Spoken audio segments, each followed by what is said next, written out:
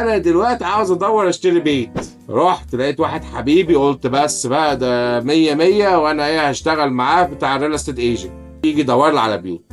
قال لك مفيش مشكله، انا هطلع لك حته ورقه امضي علشان افرجك على البيوت.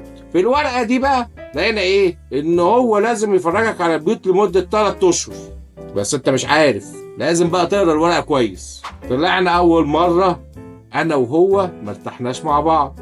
تعمل ايه؟ اغلب الناس يقول لك خلاص بقى مفيش مشكله، انا هروح ادور على بيت مع واحد تاني.